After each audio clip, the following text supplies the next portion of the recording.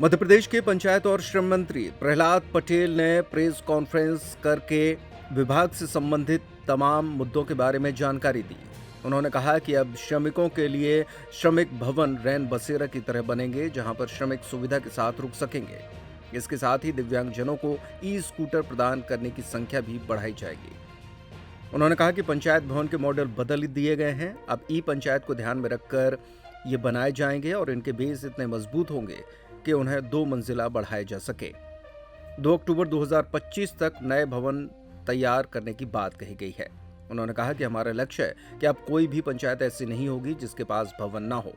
2.5 साल में इसको पूरा करने का लक्ष्य बनाया गया है।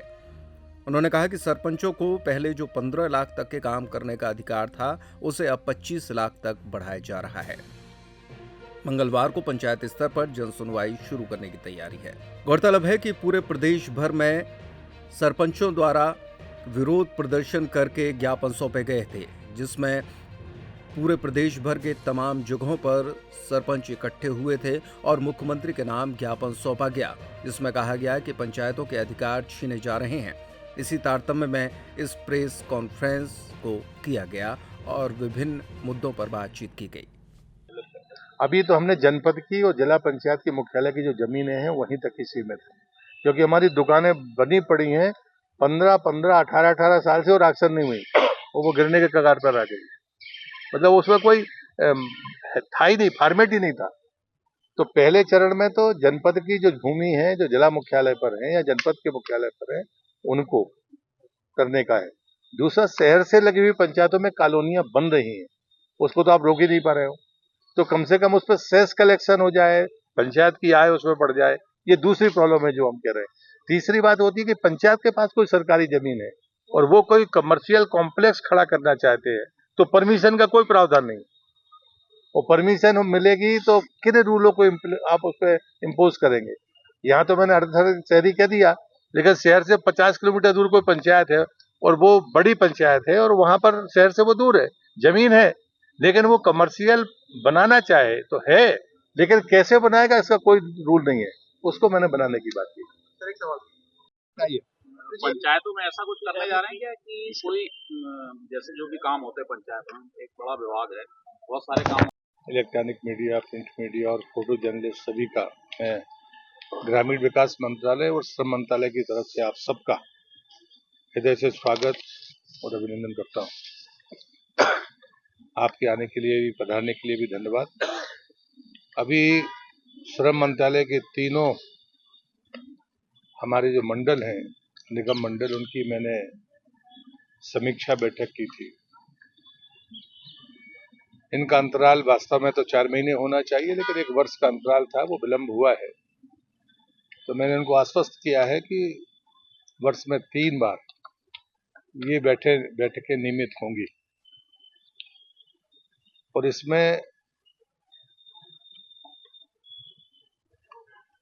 जो पहला निर्णय है वो है जो हमारे आवासीय श्रम विद्यालय हैं उनकी संख्या बढ़ाना।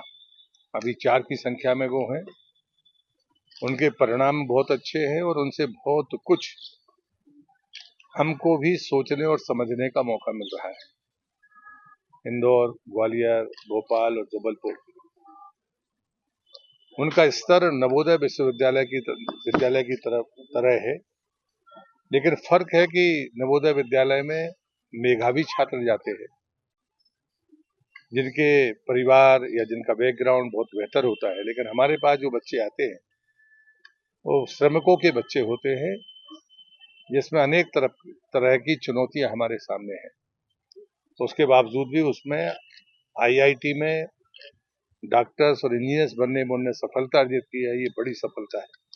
लेकिन अभी भी हमारे पास में चैलेंजेस हैं और मैंने उसके नाते निर्देश भी दिए हैं कि हम साइकोलॉजी की टीम वहाँ अपॉइंट कर रहे हैं ताकि हम और बेहतर तरीके से उस पर काम कर सकें। दूसरा जो हमारा फैसला है कि अभी तक रैन बसेरा जैसी कॉन्सेप्ट चलता था, तो जो 18 महानगर हमारे हैं वहां पर हमने श्रमिक आवास भवन की कॉन्सेप्ट के साथ में ये भवन तैयार करने की कोशिश की है जैसे हम रेस्ट हाउस में जाते हैं उस स्तर पर सुविधाएं हम उनको दे पाए। और स्थान के चयन में हमने ये तय किया कि जहां पर मजदूर आकर या तो इकट्ठे होते हैं या ट्रांजेक्ट करते हैं, ऐसी जगह पर ये हों। और उसके बाद में ये प्रयोग मैं जब देश में काम कर रहा था मजदूरों के बीच में, तो ये कठिनाई बड़ी कठिनाई है। हम सामान्यतः जिनके यहाँ वो काम करने जाते हैं उनकी सुविधाओं पर ही आश्रित होते हैं, लेकिन जो ट्रांजिट प्लेस है जहाँ पर वो आते और जाते हैं वहाँ पर कोई व्यवस्थाएं उतनी प्रॉपर नहीं है। इसलिए महानगरों में ये समस्या बड़ी विकराल है। और इसलिए पहले चरण में हमने महानगरों में 18 जगह पर ये श्रमिक विश्राम गृह की कल्पना की है, जिसको हमने शुरू किया है। एक अभी हमारी जो नीति थी उसमें सिर्फ मजदूर को ही लाभ मिलता था, चाहे वो अंत्येष्टि का लाभ हो या अन्य। जैसे मैं चेयरमैन हूं तो मैं अपने विवेकाधिकार के कोटे से मजदूर को ही कोई लाभ दे सकता था। मैंने इसके बढ़ाया है और जो भारत सरकार की परिभाषा है परिवार की, उसमें माता पिता पत्नी और अंत्येष्टि जैसी जगह में हमने पुत्र पुत्री का उल्लेख नहीं किया है, लेकिन कभी कोई परिस्थिति आएगी तो मैं विशेषाधिकार का उपयोग कर सकता हूँ। पर जो हमारी भारतीय परंपरा है उस नाते हमने इस बार हिस्से को छोड़कर बाकी जो सुविधाएं उनको मिलती है उसमें परिवार का विस्तार किया है कि श्रमिक और श्रमिक के आश्रित परिवार के लोगों को अब योजनाओं का लाभ मिलेगा। दिव्यांग जो होंगे वो जो हमारे श्रमिक हैं वो अब ई स्कूटर ले सकेंगे। वो तय किया है कि कम से कम 50। हालांकि इसमें अभी जिस प्रकार से रुचि दिखाई जानी चाहिए वो अभी शायद अवेयरनेस के कारण या सूचना ना पहुंचने के कारण अभी उपलब्ध नहीं है। पर अभी लगभग 69 रजिस्ट्रेशन हमारे पास हुए हैं, तो मैं 50 की दृष्टि में उनको ठीक मानता हूँ। मंडल में जो धन आता है हमारे श्रम मंडल में, बाकी जगह तो सेस आता है जो हमारे निर्माण मजदूर है, उसमें अभी तक की जो दरें थी, अभिदाय की दरें 11 साल से उनमें परिवर्तन नहीं हुआ था। मैंने उसको बढ़ाकर 30 रुपए से 50 रुपए किया है, जिसमें 40 रुपया उद्योग देगा और 10 रुपया मजदूर देगा। और इसी पैसे से हम बाकी वेलफेयर स्कीम चलाते हैं। और इसलिए मैं मानता हूँ तो उसमें उद्योग के प्रतिनिधि भी रहते हैं और कर्मचारियों के श्रमिकों के प्रतिनिधि होते हैं। दोनों लोगों ने सहमति दी है। थोड़ा सी उनको लग रहा था तो मैंने कहा 11 साल में बढ़ाएंगे तो एक साथ ऐसे ही होगा, लेकिन मुझे लगता है कि अगर हम वेलफेयर पे काम करना चाहते हैं तो मैंने इस काम को किया है। एक खेलकूद की प्रतियोगिता प्रारंभ की है संभागवार, ताकि स्कूल के बच्चे और मजदूरों के बच्चे इसमें ओपन स्पोर्ट्स के प्रतियोगिता में भाग ले सके। इसका भी संभागवार हमने शुरू किया है। पहले अभी तक लोकसभा केंद्रों से ही आवेदन होते थे किसी भी योजना के लिए। हमारे 27 केंद्र हैं श्रम मंत्रालय के, हमने अब उनको भी उसमें आइडेंटिफाई करके जोड़ा है ताकि लोगों को अन्यत्र ना जाना पड़े। तो ताकि जिले के मुख्यालय में अब कमोबेश एक केंद्र होगा जहां से वो योजनाओं को का लाभ ले सकते हैं ऑनलाइन। और मुझे ऑनलाइन जो व्यवस्था हमने शुरू की थी इस पिछले 6-7 महीने में मैंने थोड़ा कड़ा रवैया अपनाया था कि चीजें ऑनलाइन हो जाएं। वो लगभग 95% हो गई हैं, अभी भी 5% बची हुई हैं। उसमें मुकदमों को भी हमने उसमें ऑनलाइन करने की अपनी कोशिश की है।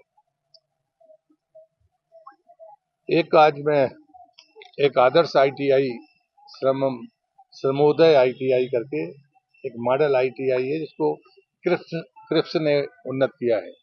ये हमारी एक बड़ी सफलता है। वो भोपाल में है तो मैं आप सबसे निवेदन करूंगा कि या तो साथ में या वैसे भी आप जाना चाहें या तो साथ में कभी आप कोई तय करेंगे तो मैं विजिट का वहां पर वो बना दूंगा। बाजू में श्रमोदय विद्यालय है, उसके ठीक बाजू में ये ITI बनी है। आज मैं गया था, क्रिप्स ने इसको उन्नत किया है। मुझे ये बताते हुए गर्व है कि मध्य प्रदेश में जितनी भी विभागों की ITI है उसमें ये एक यूनिक ITI है जिसमें 3 कोर्स ऐसे हैं जो किसी मध्य प्रदेश की ITI में नहीं है। सिविल इंजीनियरिंग असिस्टेंट का कोर्स यहाँ पर है, टेक्नीशियन मेकाट्रॉनिक्स का कोर्स यहाँ पर है और एडवांस CNC मशीनिंग रेडिएशन का यहाँ पर कोर्स है। तो मुझे लगता है कि इस दृष्टि से बेहद महत्वपूर्ण और आज मैं भी गया था, मैंने बच्चों से भी बात की है, लेकिन इसकी भी अवेयरनेस कम है। इस बार हमारी संख्या 180 है, अभी हमको 129 छात्र छात्राएं मिले हैं, तो हमने अभी 31 अक्टूबर तक इसकी डेट बढ़ाई है ताकि हम 180 उस संख्या को पूरी कर सकें।